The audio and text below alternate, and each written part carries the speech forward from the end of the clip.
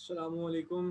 कैसे हैं आप लोग? सारे ठीक हैं? उम्मीद करता हूँ कि ठीक होंगे। हम सेशन जो है रिकॉर्ड कर रहे हैं और आवाज़ भी ठीक आ रही है, माइक बता रहा है।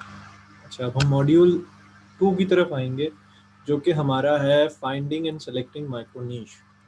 मैं पहले भी आप लोगों को बता चुका हूँ और कंप्लीट रिसर्च वर्क के साथ, कंप्लीट प्रैक्टिकलिटी के साथ आप लोगों को समझा चुका हूँ कि आप लोगों ने कोई भी नीश कैसे फाइंड करनी है। इस मॉड्यूल के अंदर मैं आपको समझाऊंगा कि माइक्रो नीश को एट द एंड आपने सेलेक्ट कर लिया, उसको सेलेक्ट कैसे करना है। आपने ढूंढ ज़रूर ली है, लेकिन क्या वो आपके लिए वाइबल है उस नीश के अंदर जाना या ना जाना। काफ़ी क्वेश्चन है कि हम कैसे सेलेक्ट करें किसी भी नीश को, उसमें क्या फैक्टर्स हैं जो इन्वॉल्व हो सकते हैं। तो हम इसको रिसर्च करेंगे, आज देखेंगे कि कैसे हो सकता है। पहले तो समझ लें कि माइक्रो निश होती क्या है। माइक्रो निश कोई भी ऐसा सेगमेंट है जो कि हाईली स्पेसिफिक हो, मतलब उससे ज़्यादा स्पेसिफिक कोई चीज़ नहीं हो सकती। अब फॉर एग्जांपल कोई इंडस्ट्री है, जैसे शैम्पूज़ की इंडस्ट्री है। अब इस इंडस्ट्री के अंदर आप, एक ये नीश है, शैम्पू इज़ अ नीश। अब इसके अंदर आप कितना स्पेसिफिक होते चले जाएंगे, वो इसकी माइक्रो नीश आती चली जाएंगी। फॉर एग्जांपल हर्बल शैम्पू एक इसकी माइक्रो नीश है। और इसके अलावा हम कहते हैं पर्टिकुलर कोकोनट ऑयल शैम्पूज, ये और आप यानी इस नीश के अंदर आ गए हैं कि जिसमें आप कोकोनट ऑयल्स के ही सिर्फ जितने भी सेगमेंट्स के शैम्पूज हैं आप वो बेच रहे हैं। अच्छा, ये आप समझते जाएं, माइक्रो नीश इस तरह आप डिफाइन करेंगे। अब इसी के साथ, अब for example digital customise wedding planner. अब यानी ये एक और नीश है कि एक बंदा है जो कि कस्टमाइज वेडिंग प्लानर हो और वो आपको डिजिटल फाइल्स देता हो, ये एक और माइक्रो नीश होगी। अब इस चीज़ में आपने एक्सप्लेन समझते चले जाना है। मैं इसको ये वाला जो मॉड्यूल है ये, या इसके मैं छोटे सेगमेंट्स बना लूँगा या मैं एक ही में इसको कंप्लीट कर दूँगा।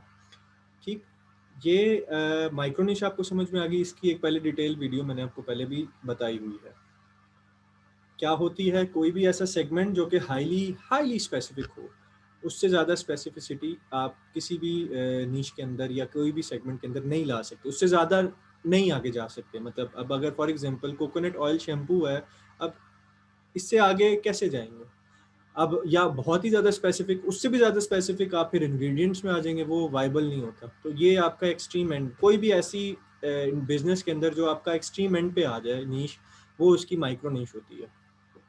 ठीक, अब हम कैसे फाइंड करेंगे माइक्रो नीश को। इसमें हम दो टूल्स इस्तेमाल कर रहे होंगे। एक ई रैंक, मैं ऑलरेडी कंप्लीट वीडियोस बना चुका हूँ, एलोरा से भी रिलेटेड सारी वीडियो बना चुका हूँ कि आपने एलोरा कैसे यूज़ करना है। और ई रैंक तो बहुत ही एडवांस मैंने बनाया है आपको समझाने के लिए, जिसमें ऑलमोस्ट पूरा कोर्स कंटेंट जो है वो उसी के अराउंड घूम रहा है। अब आपने करना क्या है इसके अंदर, आपने उस फाइंड माइक्रो नीश के लिए लॉन्ग टेल कीवर्ड्स आपने इस्तेमाल ढूंढने हैं।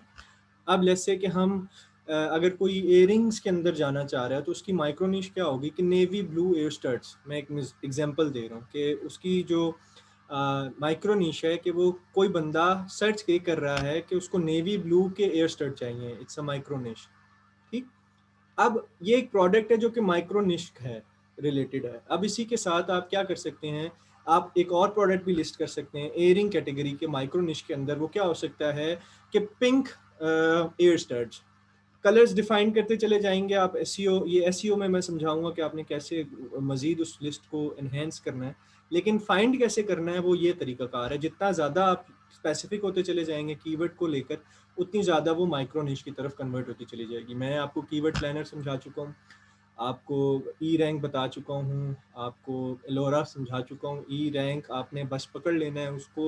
तो जितना ज़्यादा प्रैक्टिस करें उतने ही ज़्यादा आपको स्केलेबल प्रॉफिटेबल प्रोडक्ट्स निकलेंगे। आप चाहे डिजिटली बेचना चाह रहे हैं, चाहे फिजिकली बेचना चाह रहे हैं।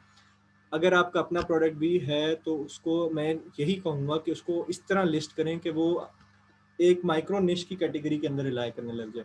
फिर आहिस्ता आहिस्ता उसकी लिस्टें डुप्लीकेट करके उसको फर्दर कीवर्ड्स के अंदर डालते चले जाएं।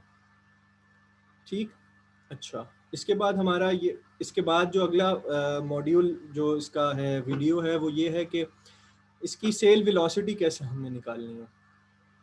जो सेल्स वेलोसिटी होती है वो आपने कैसे फाइंड करनी है, मैं पहले वीडियोस में बता चुका हूँ। मैं इस वीडियो में आपको कुछ वो फार्मूला का एक इशू तो नहीं, खैर इस पर्टिकुलर चीज़ से बिल्कुल फ़र्क नहीं पड़ता, आप उससे भी करें तो भी, लेकिन ये है कि ये अब आपको एग्जैक्ट डिटेल्स देगा। पहली चीज़, मंथली सेल ऑफ शॉप कैसे निकालनी है, आपने टोटल सेल्स को कैलकुलेट करना है नंबर ऑफ मंथ से, वो शॉप कितनी पुरानी है उससे आप डिवाइड कर देंगे, एक आपको मंथली सेल निकल आएगी। इसमें भी वेरिएशन आ सकती है, वो इस तरह कि लेट्स से कि अगर किसी ने शॉप डेवलप कर ली थी 2019 के अंदर, लेकिन उसने काम ही कोई नहीं किया, अब उसने अपनी पहली लिस्ट 2020 के अंदर डाली है। अब फॉर एग्जांपल 2020 में मार्च के अंदर या फरवरी जून जुलाई के अंदर उसने पहली लिस्ट डाली है, तो अब वो आपने देखना होता है कि लिस्ट कितनी पुरानी है। पहली लिस्ट को आप उसको एग्जामिन कर लेंगे तो आपके पास एक्चुअल नंबर ऑफ मंथ्स आ जाएंगे। अगर आप शॉप को पुरान देखेंगे कि भाई ये 1.5 ईयर ओल्ड है, तो वो वाइबल तरीका नहीं होगा। उसकी रीज़न ये है कि आपने उसकी पहली लिस्ट को जाके आइडेंटिफाई करना है ई रैंक के अंदर, वो शॉप का नाम डालेंगे आप ई रैंक के अंदर, उसके बाद आप उसके अंदर चले जाएंगे कि वो पहली लिस्ट उसकी कितने महीने या कितने साल पुरानी है, तो वो आप नंबर ऑफ मंथ्स डिवाइड करेंगे तो आपके पास एक मंथली सेल रेशो आ जाएगी। ठीक, फिर आ गया कि आपने अब एक प्रोडक्ट, जैसे मैंने लास्ट टाइम भी बताया था कि एक प्रोडक्ट पर उसका क्या सेल्स आ रही हैं वो कैसे निकालेंगे, टोटल सेल्स क्या आ चुकी हैं उस शॉप की उस प्रोडक्ट पे, वो आप निकालेंगे। उसकी रीज़न, उसका फॉर्मूला क्या है कि आपने जो नंबर ऑफ रिव्यूज़ हैं, टोटल नंबर ऑफ रिव्यूज़ उस लिस्ट पर, उसको डिवाइड करना है टोटल रिव्यूज़ से जो उस शॉप के रिव्यूज़ हैं, उसके बाद उसको मल्टीप्लाई कर देना है टोटल सेल पर। ये आपको इस प्रोडक्ट की रिव्यूज़ सेल्स दे देगी जो इसने अब तक की है। अब इसको मंथली कैसे करना है, वो आपने इस पर्टिकुलर सेल वेलोसिटी का जो रिजल्ट आएगा, यानी यहाँ पे जो रिजल्ट आ रहा होगा, वो आपने इस पर्टिकुलर पॉइंट पे डिवाइड करना है एज ऑफ द लिस्ट से। अब फॉर एग्जांपल इसका जो टोटल सेल्स आई हैं वो आई हैं 800। अब 800 आई हैं तो यहाँ पे आपने क्या करना है, 800 डिवाइडेड बाय, अब वो लेट्स से कि वो एक साल पुरानी है यानी 12 महीने, तो आपने 800 डिवाइडेड बाय 12 करना है। मैं आपको यहाँ पे इसको दोबारा समझा देता हूँ। अब ये देखें आप कि फॉर एग्जांपल टोटल सेल्स थी उसकी लेट्स से 15,000 अब तक की। जब आपने उसकी पहली लिस्ट निकाली और आपको पता चला कि वो जो है कोई 8 महीने पुराना अकाउंट है, तो आपने आपको महीने की सेल्स पता चल गई, 1875 सेल्स हैं। अच्छा ठीक, अब ये 1875 आपने नोट कर लेना है। अब यहाँ पे आ गई लिस्ट के रिव्यूज़। ठीक, सॉरी,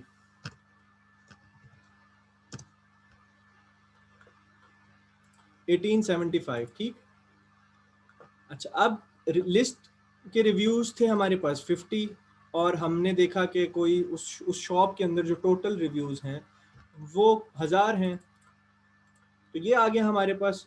उसको हमने 15,000 यानी जो सेल्स थी उनसे मल्टीप्लाई किया तो हमारे पास 750, यानी जिस प्रोडक्ट को आप देखना चाह रहे हैं या जिस प्रोडक्ट को आप लिस्ट करना चाह रहे हैं उसकी सेल इस शॉप पर 750 है। अच्छा, अब हमने क्या करना है, अब मंथली सेल क्या निकलेगी, आपने वही बात, अब आपने क्या करना है, इस 750 को डिवाइड करना है उस एज, यानी उस प्रोडक्ट की लिस्ट की एज क्या है।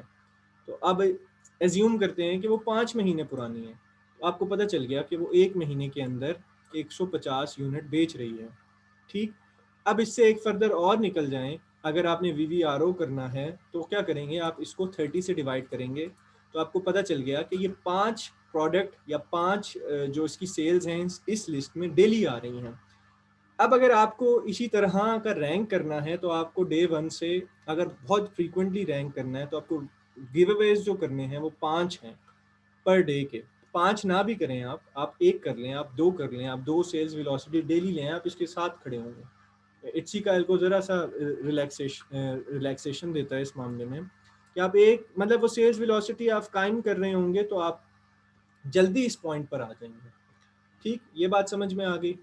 ये हमारा सेल्स वेलोसिटी का सेक्शन हो गया कि हमने कैसे फाइंड करनी है। मैं फिर बता देता हूँ, मंथली सेल्स आपने टोटल सेल जो शॉप की हैं उसको डिवाइड करना है जितने महीने वो दुकान पुरानी है या जितने महीने पहले उसकी ने पहली लिस्ट अपनी दुकान पर डाली थी।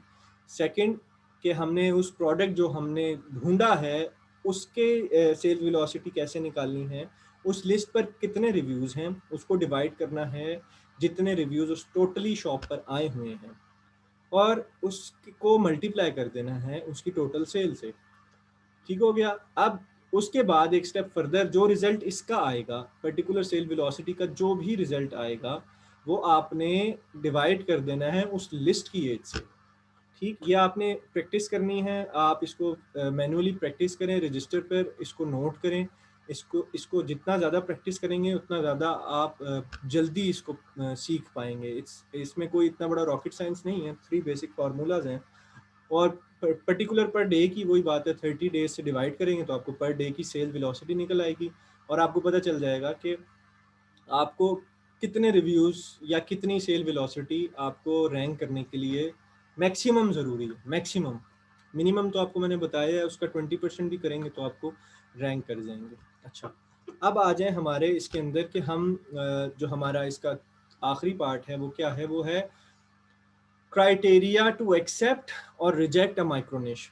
आपने माइक्रोनिश को एक्सेप्ट कैसे करना है, आपने माइक्रोनिश को रिजेक्ट कैसे करना है, क्या फैक्टर्स हैं जिसमें आप वो बताएंगे आपको कि ये क्या मैंने जो निश डिफाइन किया है या मैंने जो ढूंढा है प्रोडक्ट, वो इस काबिल है कि मैं इस पर इतनी मेहनत करूं कि ये फ्यूचर में मुझे कुछ कोई फल दे सकेगा ये। तो अब मैं आपको बताता हूं कि उसमें ये 4 फैक्टर्स हैं जो आपने देखने हैं। स्केलेबिलिटी का, वो कितना ज़्यादा स्केल किया जा सकता है। स्केल करने से मुराद ये है कि आप उसको कितना बैकवर्ड लेके जा सकते हैं, यानी एक प्रोडक्ट माइक्रो निश से आपने स्टार्ट किया, आप उसको नीश तक कैसे लेके जा सकते हैं, क्या वो आप लेकर जा सकते हैं उस माइक्रो नीश को नीश तक। क्योंकि एक नीश स्टोर आप डिफाइन, आप जनरल स्टोर तक बहुत लंबा सफ़र हो जाएगा आपका, वो आहिस्ता आहिस्ता आहिस्ता होगा, लेकिन आप माइक्रो नीश से नीश तक जाने के लिए आपको इतना ज़्यादा टाइम नहीं रिक्वायर्ड होगा। ये आपके होंगे कि पहला फैक्टर क्या है कि वो स्केलेबल कितना है। ठीक, आप उसको कितना स्केल कर सकते हैं। एंड उसके बाद क्या है हमारे पास कि कंपटीशन उसका कितना है। अब आपने सिर्फ वो नहीं देखना कि आप उस प्रोडक्ट देख रहे हैं जो आपने ढूंढा है उसमें कंपटीशन लेट्स से के 1000 है, आपने उस पर थोड़ी सी रिसर्च ये भी करनी है कि उसके इर्द गिर्द कितने प्रोडक्ट्स मैं और लिस्ट कर सकता हूँ, और जो मैं लिस्ट कर सकता हूँ उन प्रोडक्ट्स में क्या कंपटीशन है। अब उस कंपटीशन से आपको एनालाइज करना होगा कि हाँ यार, ये जो लिस्ट है या ये जो नीश है ये मुझे एक मेरा चंक दे सकती है, मुझे सॉलिड चंक दे सकती है। फिर इसके बाद आपने देखना है उसकी डिमांड एंड सर्च। ये आप देखेंगे प्लानर से, कीवर्ड प्लानर से, ई रैंक से, यानी जो जो लिस्ट या जो जो प्रोडक्ट आइडियाज़ इस नीश से निकाल के आप माइक्रो नीश से निकाल के नीश तक के जनरेट करेंगे। अब मैं आपको एग्जांपल देता हूँ कि आपने कैसे स्केलेबिलिटी को सोचना है। माइक्रो नीश क्या है, हर्बल हर्बल शैम्पूज के अंदर मैं कहता हूँ कि ऑर्गेनिक कोकोनट ऑयल शैम्पू। ठीक, अब ये शैम्पू की आपकी नीश है। आपने क्या किया, आपने कोकोनट ऑयल का शैम्पू रखा, आपने फिर रखा कि मुझे जो है वो कैरेटिन ऑयल भी रखने हैं, ये एक सेपरेट नीश है। इसके बाद आपने प्रोटीन ऑयल्स रखने हैं, वो एक सेपरेट प्रोटीन थेरेपी शैम्पूज रखने हैं, वो एक सेपरेट नीश है। ये लेकिन ये सारे नीश के अंदर आ रहे हैं, एक शैम्पू की नीश के अंदर आ रहे हैं। यानी जब कोई बंदा आपके स्टोर पर आएगा तो उसे पता है कि यार ये शैम्पूज बेच रहा है और ये उस अपने फील्ड का माहिर है, यानी उसको पता है कि वो क्या बेच रहा है, उसने प्रॉपरली ऑर्गेनाइज किया हुआ है। ऑर्गेनिक शैम्पू, इनऑर्गेनिक शैम्पू उसने सारा या बनाया हुआ है। आप क्योंकि अगर हर्बल या ऑर्गेनिकली काम करेंगे तो आप फिर पूरे स्टोर पे ऑर्गेनिक शैम्पूज रखेंगे। वो एक पूरा स्केलेबिलिटी का प्रोसेस होगा कि आप कितने नंबर ऑफ आइटम्स या कितने number of maximum number of list अपने स्टोर पर लिस्ट कर सकते हैं, या कितने नंबर ऑफ प्रोडक्ट्स अपने स्टोर पर बेच सकते हैं। ये होता है स्केलेबिलिटी का। अब फॉर एग्जांपल एक मैं अगर अपने शॉप्स की बात करूं तो मैं अपने प्रोडक्ट्स को, क्योंकि मैं मोस्टली क्या मेरी सारी शॉप्स डिजिटल प्रोडक्ट्स की हैं, तो मैं उनको इनफिनाइट स्केल कर सकता हूँ। मैं कुछ भी उस नीश के अंदर कितनी सारी लिस्ट कर सकता हूँ कि मतलब इट्स इनफिनाइट। इट्स मेरे पर डिपेंड करता है कि मैं उसके कितने सारे आइडियाज जनरेट करता हूँ डिफरेंटली। एक एक आइडिया पे मैं 10-10, 20-20, 100-100 लिस्टें क्रिएट कर सकता हूँ। ये आप पर डिपेंड करता है। अगर आप डिजिटली काम करें तो डिजिटल में जो प्रोडक्ट या स्केलेबिलिटी है वो इनफिनिट है। आप अनलिमिटेड प्रोडक्ट्स डाल सकते हैं, अनलिमिटेड जितने ज़्यादा डालेंगे। मैंने आपको पहले भी समझाया था कि अगर आपको एक लिस्ट $1 दे रही है तो $100 बनाने के लिए आपको 100 लिस्टें चाहिए, $300 बनाने के लिए आपको 300 लिस्टें चाहिए। अब उसमें देखें, अगर $1 डिजिटल प्रोडक्ट की $1 आप, एक्सट्रीम केस पे कह रहा हूँ, $1 दे रही है महीने का, मैं बहुत वर्स्ट सिनेरियोज में बात कर रहा हूँ कि वो महीने का $1 दे रही है, तो उसका 4 महीने का जो खर्चा है वो $0.2 है। ठीक, तो आपको स्ट्रेट $0.8 का, $0.8 का नहीं, आपको प्रॉफिट होगा $3.8 का 4 महीनों में। मैं एक लिस्ट की बात कर रहा हूँ। अब इसको आप मल्टीप्लिकेशन के प्रोसेस से गुजरें, आपने 100 लिस्ट किए हैं, आपने 200 लिस्ट किए हैं, आप इस तरह के डिजिटल जो स्टोर्स हैं उनको देखेंगे तो उनके यहाँ हजार सुपर लिस्ट हुए हैं। क्यों? क्योंकि उन्हें पता है, वही बेसिक फार्मूला वो फॉलो कर रहे हैं कि अगर एक लिस्ट मुझे ₹1 दे रही है तो मुझे 100 लिस्टें ₹100 देंगी, 1000 लिस्टें ₹1000 देंगी। अब मेरी कितनी भूख है, मैं उसको मद्देनजर रखते हुए मैं प्रोडक्ट्स या लिस्टें क्रिएट करूंगा शॉप के अंदर। ठीक, स्केलेबिलिटी समझ में आ गई आपको?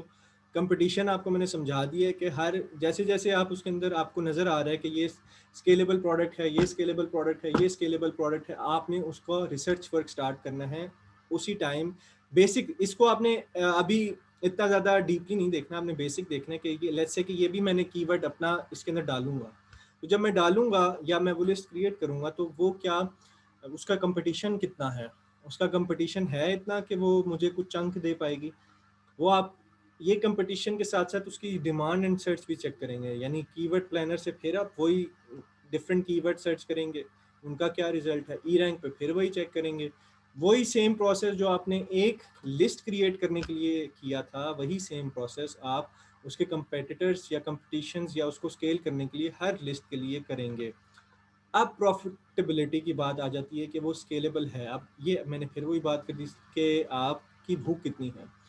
अब फॉर एग्जांपल कुछ लोग डिजिटल प्रोडक्ट नहीं बेच रहे हैं, फिजिकल प्रोडक्ट बेच रहे हैं, और उनकी वैल्यू जो है वो एक प्रोडक्ट की $100 है या $40 है या $100 है, $200 है, $700 है, जितनी भी है, उसमें उन्हें प्रॉफिट बच रहा है। आपने प्रॉफिट का चंक अपना शिपिंग रेट्स निकाल के, सारा कुछ निकाल के रखना है। ये मैं नहीं बताऊंगा, ये आप लोगों का काम है, मेरा काम नहीं है। आपको पता होना चाहिए आपकी प्रोडक्ट की कॉस्ट क्या पड़ रही है, आपको पता होना चाहिए कि मैंने अगर 1 किलो का प्रोडक्ट है, मुझे इस कंट्री में भेजना है, तो मुझे किस से शिपिंग मिलेगी, वो आपने सर्च करना है। ग्रुप के अंदर पोस्ट हुआ है, डिफरेंट इससे भी सस्ते आपको मिलेंगे, लेकिन वो आपने सर्च करना है, क्योंकि आपका काम है ये सर्च करना कि ये प्रोडक्ट जो है मुझे भेजना है, आखिर मुझे इसमें बचाने भी हैं पैसे। तो जो मिनिमम रेट आपको मिलेगा आपने उससे काम करना है, उसके रिव्यूज़ देखें, उससे बात करें। एक प्रोडक्ट वैसे ही भेज के चेक कर लें कि ये कितने टाइम पे पहुंचता है, अपने किसी रिलेटिव को या दोस्त को या किसी को भी एक टेस्ट रन करें कि ये कितने दिनों में उस कंट्री में पहुंचेगा। अगर आपको लगता है कि इट्स सेटिस्फाइंग, तो फिर आप उसको वो कर सकते हैं। इसके अलावा जो प्रॉफिटेबिलिटी का चंक आएगा, अगर आप फिजिकल प्रोडक्ट्स बेच रहे हैं तो फिर 3PL आपके लिए बेहतर होगा, लेकिन इनिशियली नहीं। आप जब फॉर एग्जांपल आप महीने के 50 यूनिट या 40 यूनिट या 30 यूनिट्स पर पहुंच जाएं कि आपका महीने का 30 यूनिट बिकता है और उसकी एक प्रोडक्ट की कॉस्ट जो है वो $50 से $100 है या $150 तक है, आप वो क्या करें, आप वो प्रोडक्ट, अब फॉर एग्जांपल आपको वो पाकिस्तान के अंदर, अब जैसे लेदर इंडस्ट्री है, वो प्रोडक्ट ही बड़ा लिमिटेड, बहुत सस्ता पड़ता है, ₹1000 का पड़ रहा है या 1000 से लेके 10,000 तक का पड़ रहा है। तो आप यानी ₹1000 वाला प्रोडक्ट अगर आप $50 का वहाँ बेच रहे हैं, तो आप शिपिंग डालेंगे तो हो सकता है आपको पाकिस्तानी ₹1000 बच जाएं शिपिंग डाल के, अगर फ्री शिपिंग भी करते हैं। लेकिन अगर आप 3PL कर रहे होंगे तो आपको खुला $20 से $25 बचेंगे वहाँ। तो ये होता है। लेकिन आप इनिशियली अगर करेंगे तो आपको नुकसान हो सकता है, क्योंकि क्या पता कि आपकी प्रोडक्ट जो है वो बिकती है या नहीं बिकती है, क्या उसकी डिमांड उस तरह आ पा रही है या नहीं आ पा रही। क्योंकि मोस्टली लोग जो फिजिकल प्रोडक्ट होते हैं वो नए सेलर से लेने में ज़रा सी हिचकिचाहट होती है उन्हें, वो इतनी ज़्यादा नहीं लेते हैं फ्रीक्वेंटली। लेकिन डिजिटल प्रोडक्ट क्योंकि फ़ौरन मिल जाता है तो उन्हें कोई इतनी बड़ी इशू नहीं होती, इसलिए न्यू सेलर्स की भी सेल्स स्टार्ट हो जाती हैं इमीडिएटली। ठीक, ये आपका सेकंड मॉड्यूल है। मैं आपको फिर से एक रिव्यू ओवरव्यू दे देता हूँ। माइक्रोनिश में आपने जाना है, हाथ आपने हमेशा माइक्रोनिश में डाल के स्टार्ट करना है। क्यों? क्योंकि इसमें आपके जो इन्वेस्टमेंट पॉइंट ऑफ व्यू है वो बड़ा लिमिटेड है, ना होने के बराबर है। इसमें आप पेनिट्रेट इजीली कर सकते हैं मार्केट में, क्योंकि अगर आपकी पहली 10-12 लिस्टें इट्सी के एल्गोरिदम के लिहाज से पहले पेज पर रैंक हो रही हैं, इट्सी को पता चल जाता है कि आपका जो सर्च वॉल्यूम है या लोग आपकी लिस्टों पर लैंड कर रहे हैं, विजिट ज़्यादा हैं, तो आपकी हर नई लिस्ट को इट्सी प्रमोट करता है। ये बेसिक एपीआईज होते हैं, आर्टिफिशियल इंटेलिजेंस से ये इट्सी का एल्गो उसका ये जो एल्गो डिफाइन हुआ हुआ है ना, ये इसी तरह की चीज़ों से डिफाइन हुआ हुआ है। आपकी पहली लिस्ट हुई, उस पर सर्च आ रहे हैं, उस पर लैंडिंग व्यूज़ आ रहे हैं, तो आप रैंक कर रहे हैं। सेकंड भी आप किसी तरह है, थर्ड भी। तो जो माइक्रो निश है ये आपको बड़ा बेनिफिट देगी लॉन्ग रन में। आप अपनी पहली 10, 15, 20 लिस्टें जो है माइक्रो निश की कैटेगरी के अंदर निकालें। उसके बाद एक निश अपनी थोड़े से बड़े कीवर्ड पे डालें, यानी निश वाली सेगमेंट पे आ जाएं, और फिर उसको रैंक करें, उस पर कीवर्डिंग, उस पर एसईओ करें। जब एसईओ का सेक्शन आएगा तब भी मैं आपको बताऊंगा। समझ में आ गई? कोई भी ऐसा सेगमेंट जो कि हाईली स्पेसिफिक हो उसे माइक्रो निश कहते हैं। हमने यूज़ क्या करना है, ई रैंक सिखा चुका हूँ, एलोरा बता चुका हूँ। आपने कीवर्ड की एग्जांपल देख लें, आपने जितना ज़्यादा उसके अंदर लॉन्ग कीवर्ड, हाँ ऐसा ज़रूरी नहीं है कि ज़बरदस्ती ले आए, वो एग्जिस्ट करना चाहिए। नेवी ब्लू एयर स्टड आपने सोचा है कि ये है, पर ये ई रैंक पर एग्जिस्ट करना चाहिए, यानी ये ई रैंक पे कोई सर्च तो कर रहा हो ना। अब अगर कोई सर्च ही नहीं कर रहा तो फिर तो ये कीवर्ड डालने का फ़ायदा ही नहीं है। कोई अगर मतलब सर्च वॉल्यूम ही नहीं है उसका कुछ भी, या कोई कंपटीशन ही नहीं है, तो उसका फ़ायदा नहीं है। तो वो ये आपने सर्च करना है ई रैंक से, एलोरा से। यहाँ से आपको एलोरा से लिस्टों पे डायरेक्ट, मैंने बताया था कि आप अगर आप एलोरा की जाके देखेंगे वीडियो, उसके अंदर मैंने आपको बताया था कि डायरेक्टली आपको कीवर्ड्स मिल जाएंगे जिस पे, या टैग्स मिल जाएंगे जिसमें उस पर्टिकुलर बंदे ने वो लिस्ट क्रिएट की होगी, यूज़ किए होंगे। फिर सेल्स वेलोसिटी के 3 फार्मूले। मंथली सेल्स निकालनी है, टोटल सेल को नंबर ऑफ मंथ से डिवाइड करते हैं। पर्टिकुलर सेल निकालनी है किसी लिस्ट की, तो लिस्ट पे कितने रिव्यूज़ हैं उनको टोटल रिव्यूज़ से डिवाइड करें, और फिर टोटल नंबर ऑफ सेल से मल्टीप्लाई करते हैं। ठीक। अब अगर पर्टिकुलर लिस्ट की मंथली सेल निकालनी है, तो इसका जो रिजल्ट आएगा उसको नंबर ऑफ एज से, यानी मंथ से, जितने मंथ पुरानी है लिस्ट उससे डिवाइड करते हैं, तो वो मंथली उसकी सेल वेलोसिटी आ जाएगी। क्राइटेरिया आपने डिफाइन करना है, आपने एक्सेप्ट और रिजेक्ट अपने माइंडसेट से करना है। जितनी ज़्यादा रिसर्च करेंगे, जितने ज़्यादा नीशों को फाइंड आउट करेंगे, उतनी ज़्यादा आपकी ये डाटा को एनालाइज करने की जो जो होती है आपकी कैपेबिलिटी होती है, वो इंक्रीज करेगी। स्केलेबिलिटी कितनी है उस नीश की, कंपटीशन कितना है, इन फ्यूचर कितना पढ़ सकता है, कितना आ सकता है, डिमांड है क्या वो उस नीश की, लोग उसको सर्च कर रहे हैं, वो इतने प्रॉफिटेबल है या नहीं है, उसके सर्च वॉल्यूम इतने हैं, उनका रेवेन्यू इतना जनरेट हो सकता है कि मेरा जो गोल है वो मीट कर पाए। और फिर प्रॉफिटेबिलिटी, क्या वो इतना प्रॉफिट मुझे देगा कि मेरी जो एक बेसिक चंक का गोल है वो मीट कर पाए। तो ये आपने ये आपका मेथड होना चाहिए। ठीक। माइक्रोनिश की पुरानी वीडियोस भी आप सर्च कर लें, जो पिछले मॉड्यूल की हैं वो देखें, और इसको बार बार देखें कि मैंने क्या बात की है इसके अंदर। इस क्राइटेरिया को समझें, इसके बाद इस सेल्स वेलोसिटी के मेथड को समझें, ई रैंक को फुल इस्तेमाल करें। जितनी उसकी डेली लिमिट है उतना आपका इस्तेमाल होना ज़रूरी है, तब जाके आप एक अच्छे अच्छे प्रोडक्ट्स, अच्छे अच्छे डिजिटल प्रोडक्ट्स आप ढूंढ पाएंगे, अच्छी अच्छी नीश ढूंढ पाएंगे, और उनके अंदर आप एनलिस्ट कर पाएंगे और पेनिट्रेट कर पाएंगे मार्केट के अंदर। अगर आप लगते हैं कि आपने एक कीवर्ड ढूंढा और आप कह रहे हैं कि मैं उसी पर ही लिस्ट करूंगा, तो इस तरह नहीं होता। उस तरह फिर आप खुद ही लिस्ट कर लेते, ई रैंक बाय करने की ज़रूरत ही नहीं थी, आप वैसे ही डालते, अपनी लिस्ट कर लेते। 1000 वीडियोस यूट्यूब पे पड़ी हुई हैं, आप वो देखते, एक शॉप क्रिएट करते और बना लेते। कोर्स लेने की ज़रूरत नहीं थी। अब अगर कोर्स लिया है तो फिर जो मेथड मैंने बताए हैं उनको रिलीजियसली फॉलो करें। ठीक। माइक्रोनिश, ये 2 टूल्स, मैक्सिमम जो टूल है वो ई रैंक है, बार बार बता रहा हूँ। और उसके बाद ये फार्मूलाज को दिमाग में रखें, प्रीवियसली जो बताए हैं, और जो सेल्स वेलोसिटी से हैं वो यही फाइनलाइज्ड हैं। आप इनको अपडेट कर लें अपने पास, इनको यूज़ करें। और ये क्राइटेरिया आपका, स्केलेबिलिटी कितनी है, वो कितना ग्रो कर सकता है, कंपटीशन कितना है, डिमांड है या नहीं है, और क्या प्रॉफिट निकलेगा या नहीं निकलेगा। नेक्स्ट मॉड्यूल में हम बात करेंगे इट्सी शॉप के डिफरेंट सेगमेंट्स की। जज़ाकल्लाह। अल्लाह हाफ़िज़।